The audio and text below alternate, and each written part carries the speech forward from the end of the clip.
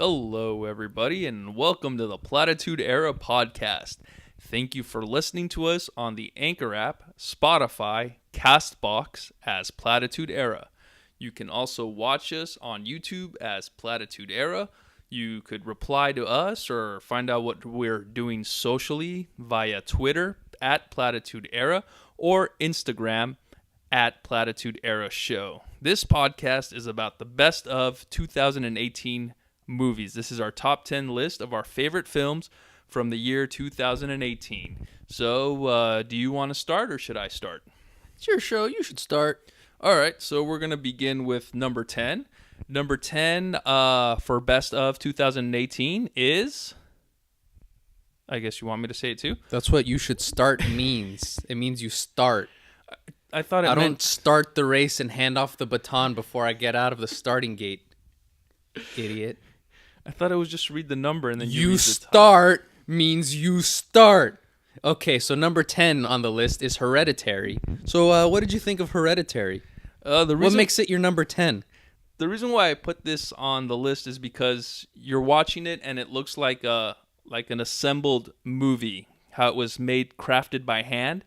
You're watching the story build upon itself, the filmmakers added elements to it, and the story starts to take shape and form as it progresses and goes through. I just like that whole build on the movie.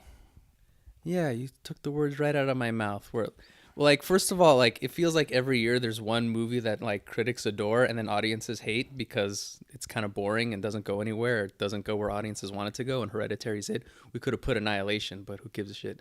But yeah, Hereditary's so I rewatched it because it's on Amazon Prime right now, and it's very well crafted. It's not a horror movie traditionally in the traditional sense. Maybe in a 70s horror movie where it's more psychological than anything, or it's more ambiance. But yeah, it's a very well made movie, and after rewatching it, you see the clues about where the movie's trying to go and everything that's happening in the story, and yet it doesn't go where general audiences are going to be kind of meh on it, but watching the movie and going on the journey the movie takes you is compelling enough to make you want to see the whole thing, even if it does get bonkers at the end.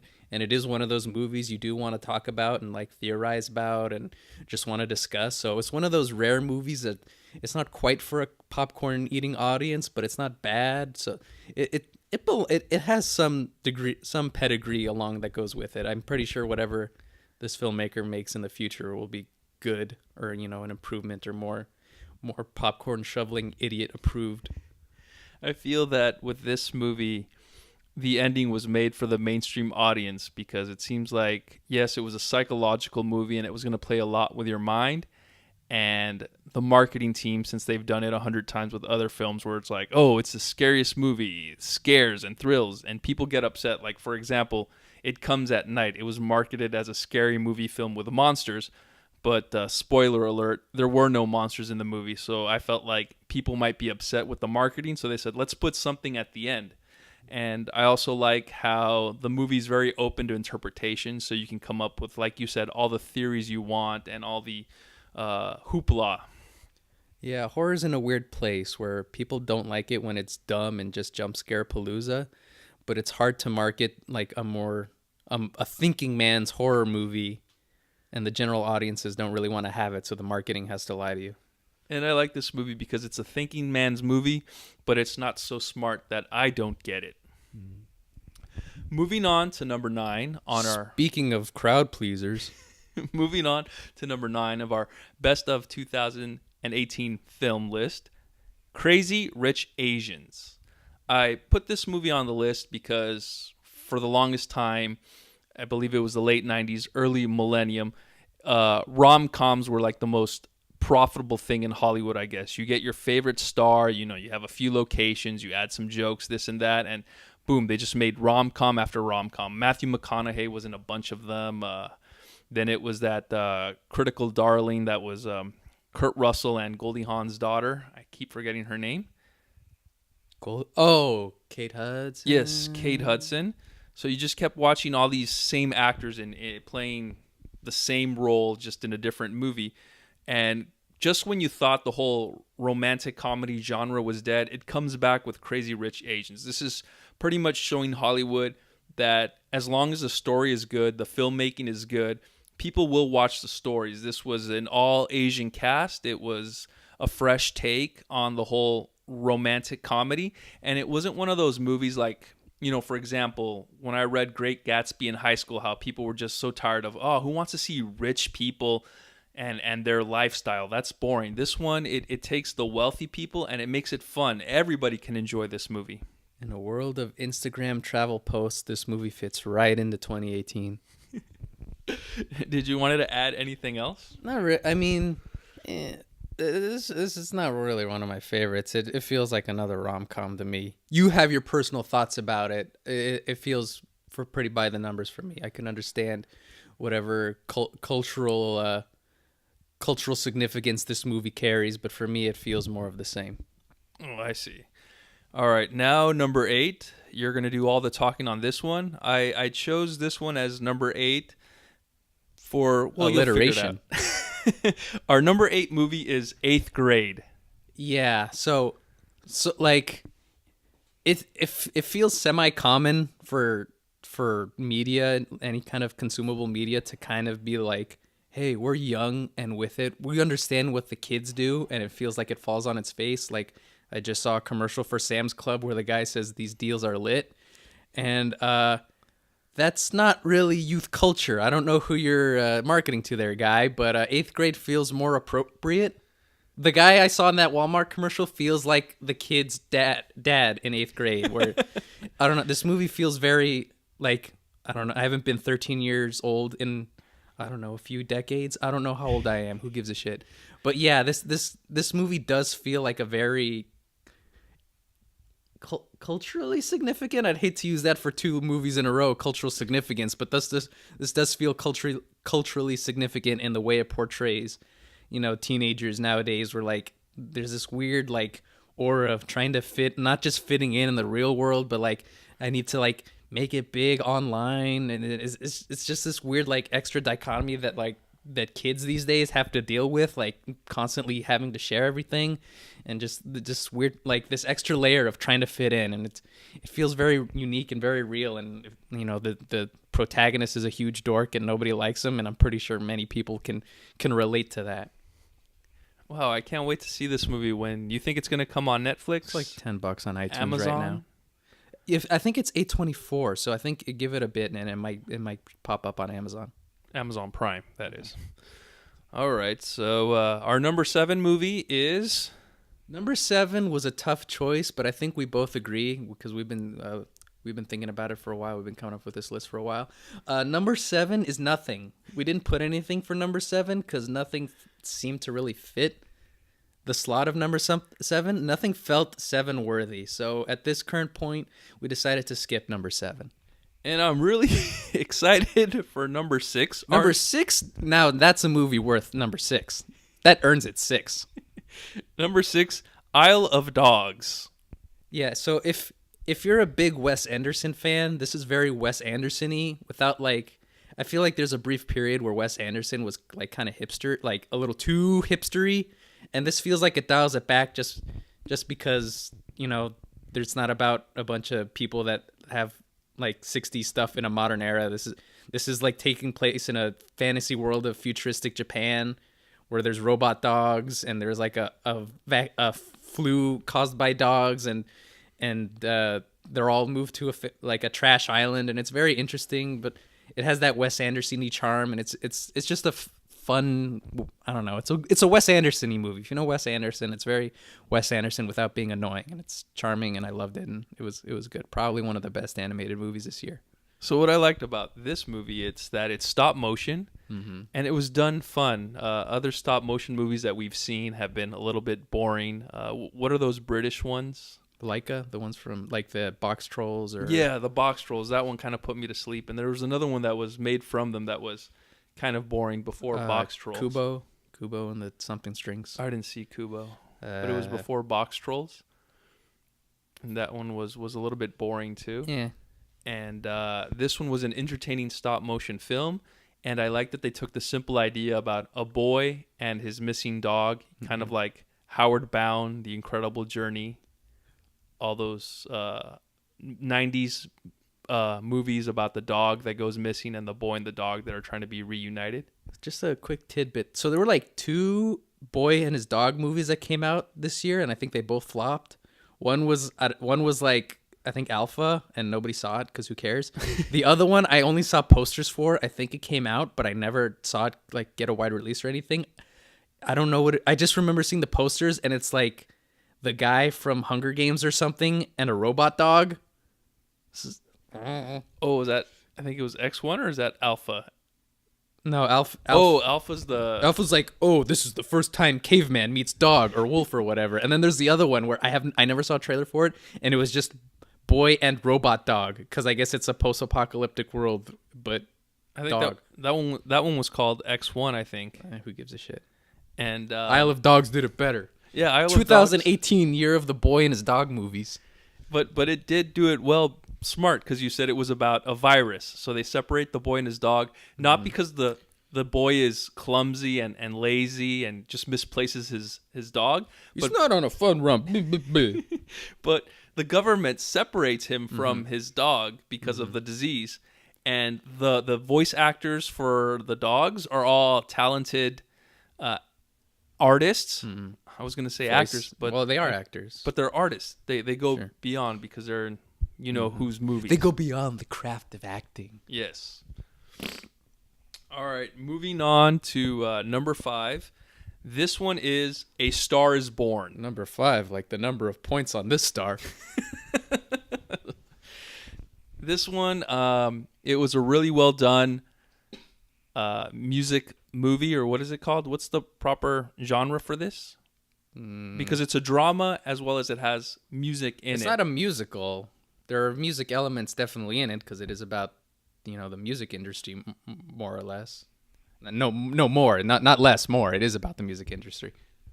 I don't know. Just say musical. Who cares? And this was completely different from. So it's a drama about musicians. This one's completely different from what I was expecting. The commercials. Those commercials and the marketing made it seem like this really boring drama film about like an end of the line musician, and then you watch it and you actually feel something for both characters. You feel something for Bradley Cooper's character, which is a star on the decline, as well as you feel something for Lady Gaga's character that's a star on the rise. It's covering familiar territory, but it does feel like a modern and fresh enough take where it's never boring or it doesn't drag or anything. You watch it and it does feel almost like a biopic. I'm pretty sure there are stupid people that thought it was a biopic. It feels like a biopic. I don't know. It feels legit. Makes sense in the modern era of music these days. So it was a well-crafted movie. We had to give extra points, and the reason why it's so high on our list, it's because it's Bradley Cooper's first attempt at directing, and he just knocked it out of the park. Don't hold your nose at those songs too. Those songs are good. They are. And I know from some interviews that Bradley Cooper did have a lot of input into the song as far as how the music should fit into the movie. Moving on to number 4. Now, the top 4, can we say that all of these can be interchanged? We can shift them around because all 4 are just as equally good on our list? Or? I'd say so because, the number 4 slot shook me a little bit. If you're saying it's interchangeable, you could interchange these movies, sure. Because I've seen other critics mention the movies that we're about to mention on their list, and they're ranked differently. So number 4, Mission Impossible Fallout. Very entertaining, exciting spy film. This one shows that Ethan Hunt, Tom Cruise, is still fun to watch. He's still doing something new, even though I think this is the number 6 film in the franchise. 6? Yeah, jeez. How is it the first half of these movies sucked and they only get better as they go along? They're like Fast and the Furious. Yeah, it's like we had to wait for Tom Cruise to mature just so these movies can get better. Move over, John Woo. So we gave it extra points because it was a well-crafted spy film. Extra points because it's the 6th movie in a franchise, but it's as if it's fresh. And what else can we say about it? Just the freaking practical stunts and how they're all amazing and everything like is still like how good filmmaking, like stunt work, can still impress an audience and, you know, have you on the edge of your seat. That kind of thing that 1990s DVD commercials, like, this will have you on the edge of your seat, where that is still alive in modern filmmaking is pretty impressive, and I don't have to watch a CGI jerk-off fest in front of my eyes. Sorry for the top 2 movies on the list. But still, like, just that, you know, competent filmmaking, you know, doing this kind of filmmaking proper, it still makes for a wildly entertaining film. And also, what I liked about this movie was Ethan Hunt's Tom Cruise, seasoned spy, still makes mistakes. Like when he's driving the motorcycle and he crashes into a car and falls off his bike. That's kind of, you know, because nobody, kind of ironic, Superman's in this movie, but nobody wants to see Superman succeed. You kind of, you know, need to see them tumble and fall. And, you know, they make mistakes. Like, that's what makes these movies feel realistic, is Tom Cruise is jumping over, like, rooftops, and it's like, the 75-year-old dude is still jumping over rooftops? Jesus Christ. Oh, but he still broke his leg, legitimately, and I'm pretty sure they kept that take in. So, like, you feel, like, you know, you can feel half the audience go, ugh, when he stumbles, and, like, that, you know, that's good filmmaking. Making the audience react the way it does for your scenes, and it feels real and gritty and tangible. And let's not forget, while you're on the topic of Superman, this is the first movie that proves Henry Cavill is a good actor. Yeah, it's been a hot sec. Who'd have thunk if you get a decent actor and you put him in a good movie, he can amaze you. All right, number 3 on our movie, A Quiet Place. Yeah, I don't know. So so where Hereditary fails in being a general audience success, this is where A Quiet Place succeeds, where it's that post-apocalyptic alien apocalypse, whatever, but it does have a freshish spin where, hey, what if you lose one of your senses? What if you can't do this? How do you adapt to this interesting world where, you know, you can't make any noise? And John Krasinski's first time directing, and, you know, with a bit of nepotism, he brings his wife in. Sure, whatever. But yeah, this is a well-crafted, what Get Out was for last year, for 2017. That's what this feels like for this year. I think the game of Hollywood has changed because you have all these first-time directors. You mentioned Jordan Peele from Get Out last year, knocked it out of the park. This year we had 2 first-time directors, John Krasinski for A Quiet Place, knock it out of the park. Bradley Cooper for A Star Is Born, knock it out of the park. Well-crafted, scary movie. Is this scary? What genre is this? It's horror. I mean, it's not. I mean, you could probably take your kids to see it. It's not like, you know, it's not a scary nun or like a bunch of gore or any nonsense like that. But I mean, it relies. I guess it's sci-fi-y in a way. It's a sci-fi horror, sure, or whatever. But yeah, I mean, it's for a movie with almost no dialogue. It's compelling, and you care about the characters, and it's pretty well crafted. And then also, they say that a big part of a movie, it's the sound. Oh, yeah. So, like, I think Eli Roth said something like, if you're watching a scary movie, and you don't want it to be scary anymore, don't cover your eyes, cover your ears. So when a movie can still affect you and being mostly silent and still have that effect on you, then I think it's a pretty well-made horror movie. And we have to add that this movie showed you the monsters, and you were still scared. I mean, if you're a pussy, sure, I'm not a pussy. Maybe you are. Well, I mean, I'm not a pussy.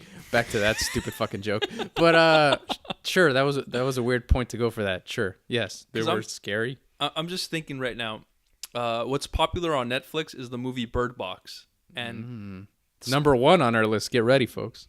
And spoiler alert: Bird Box, they don't show you the monster. Okay. And they said that no, but they show leaves and wind. Ooh. They said they actually did shoot a scene where they showed the monster, but it was unintentionally funny. So they were kind of saying, oh, the reason why we didn't show the monster, it's because it's hard to show a monster. You show a monster, then the audience laughs, and it doesn't work in a movie. Whereas in A Quiet Place, you don't see the monster for a while. You're afraid to make a sound. They finally show you the monster, and you're still scared. You're not, laughing at the monster. You're not unintentionally laughing at what's going on in the movie. Well, a monster needs to be a threat. I'm pretty sure why Bird Box doesn't work for a lot of people is the monsters don't feel threatening because the monsters aren't the actual threat. It's the people. The people are the threat. So why the fuck would I be scared about these monsters? Quiet Place better. Bird Box bad. And we just ended that debate. Moving on to number 2, we have this on Hold the on. movie. First, I need to see if my Marvel check clears. Okay, it went through. Okay, now we can talk about our top 2 movies. All right. Our number 2 movie on the list is Black Panther.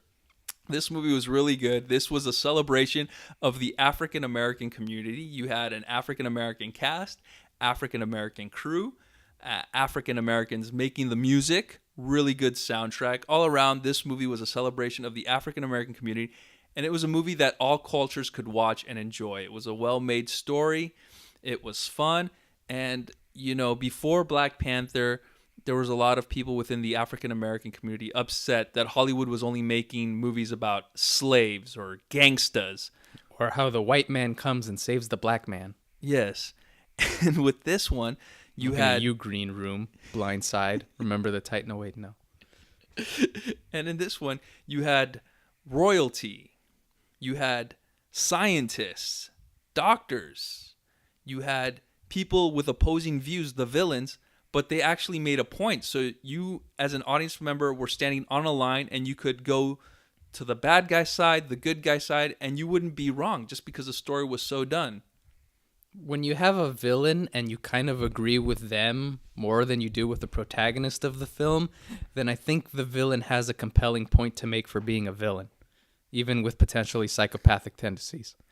And it also has elements of a good leader or a good hero, that he was willing to change his views. You know, once the villain convinced him about how things should be done or what's wrong with society, he changes his views and he goes away with tradition. Just because things have been done one way for hundreds of years doesn't necessarily mean it's the right way to do things. Yes. The only knock I could have for this movie is that it feels kind of like a conventional Marvel movie, but I'd say this is probably one of the better made, or like origin story, like it's not really an origin story, but you know, like of a first for a movie series where like it feels like it has a little bit more going on for it than the bad guys punch each other and they don't like each other and the bad guy wants to kill all the good guys. It has more to say. It has more going on. It does end in dumb CGI with rhinos covered in armor.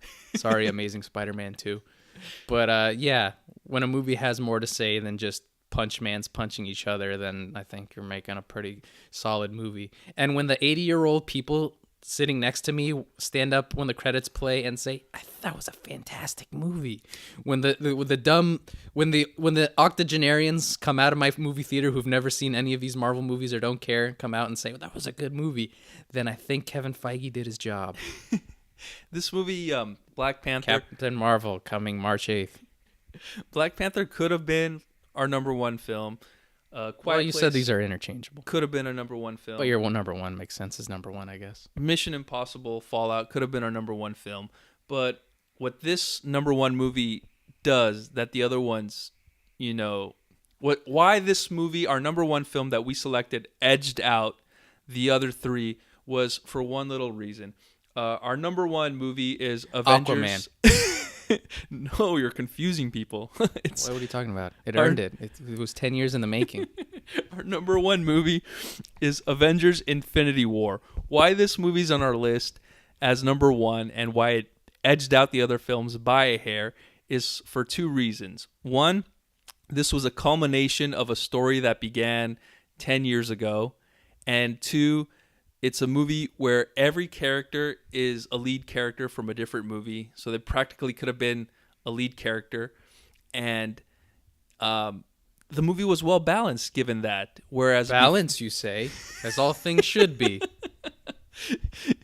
I'm sorry, but while other movies, superhero movies that were done before this one would complain and say, you can't have too many heroes. Iron Man 2, the problem was too many heroes.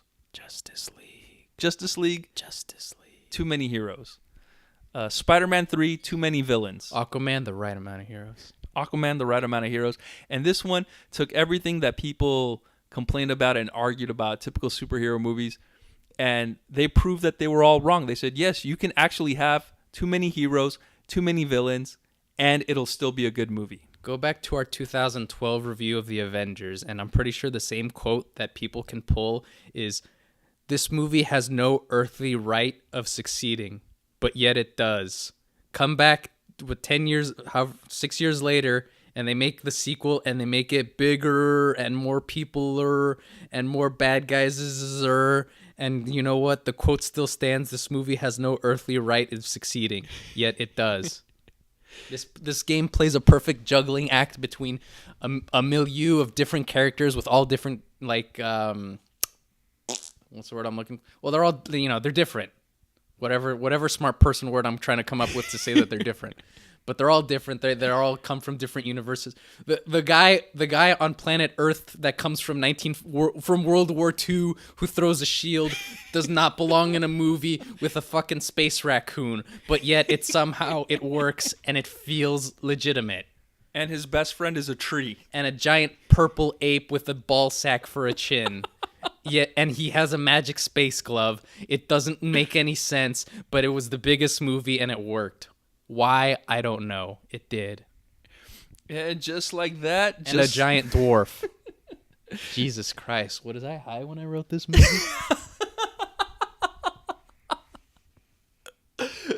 And just like Fucking that. Beatles came up with this when they wrote Yellow Submarine. That's our top 10 movies of the year 2018, our favorite movies. Did you want to add anything else before we conclude on any of our 10 movies? Just a couple of quick honorable mentions, I suppose. Just in a world of CG box office blah, there's like a good story, a good real world story is still worth watching in the cinema, or I guess rent it on iTunes or Google Play or wherever you stream your shit, or Pirate Bay, whatever. Who cares? I don't care. But there's 2 documentaries I'd say are of worthy note. I only saw 2. I'm pretty sure there's other good ones that I haven't seen. People say Icarus was good last year, but I'm not here to talk about that. I'm talking about 2018, so shut up, don't at me. Doesn't matter, because you don't know what my social media is. Suck a dick. But Won't You Be My Neighbor, the Fred Rogers movie. I grew up watching what's that show called? Mr. Rogers' Neighborhood. No, that doesn't sound right. That show about Mr. Rogers and his neighbors. I don't remember. But yeah, so they made a documentary about that. It's good. It's, and everybody, in a world of politics, and everybody says negativity, man, this is 2018, the worst year in the world. No, 2017 I thought was a bad one, 2018 the worst one.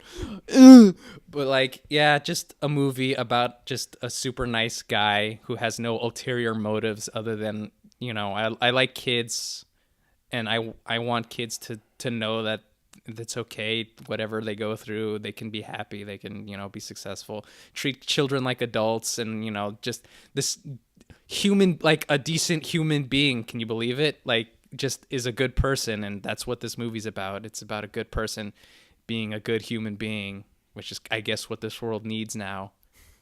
Freaking reincarnation of Christ. So yeah, just watch that movie. It's delight. You might tear up if you have a soul. Or it might give you one back if you don't. Whatever. Another documentary I saw was 3 Identical Strangers. So if you kind of want like some sleazy shit, if you got tired of all the candy coated bullshit that Mr. Rogers is trying to throw in your face, then there's a little bit more sleaze in this. Just it's an interesting story about how, like, just like the title, 3 identical strangers, they meet and they realize they're all triplets, and how did these triplets become separated, and it's just a weird, interesting story. And I don't want to spoil it because it's a fascinating story, but just watch it. Watch about just weirdness that can happen to people in their lives, how you kind of don't have any control over your life, and something crazy and weird like this can happen. It has some very interesting twists and turns, and not really a happy ending, I guess, but it's a very fascinating story. I definitely recommend it, or wait for it to come on some streaming platform, maybe, whatever. And finally, you didn't see this movie, but I did. So I saw this movie and I saw trailers for it, and I'm like, boy, oh boy, this movie looks like it's gonna be a stinker. I don't know what it's about. And you know what? It surprised me. It was one of the bigger surprises for me was Bad Times at the El Royale. It feels like a Tarantino movie, like an older Tarantino movie, or it feels like a nickel novel or whatever, like just like an old timey novel, like it almost Pulp Fiction-y in a way or whatever, where it's just a bunch of stories about this interesting cast of characters who come from all different backgrounds, and they're all led to this place, and this place is interesting, and like, you know, having all these people converge, and then bad times happen at the El Royale, and it's just well told, and it doesn't go all over the place, but it does play with time a little bit. It's not like it's out of order or anything, but you know, it tells a story and then goes back and blah, blah, blah. But it's well written. It's a well made movie that it feels familiar. I guess I've said that. We need to do a Control F to see what the most used words I said on these reviews are, and I think they're crafted and familiar. But yeah, and maybe film. So yeah, Bad Times at the El Royale. It's a good movie. I think it deserves a lot more credit than it's earning. It's good. So if you guys are watching, listening, share this with your friends and let them know to check out 3 important movies. All 3 of you. Won't You Be My Neighbor? 3 Identical Strangers. 3 Identical Strangers, is that based on a true story? Yes, it's a documentary. And Bad Times at the El Royale.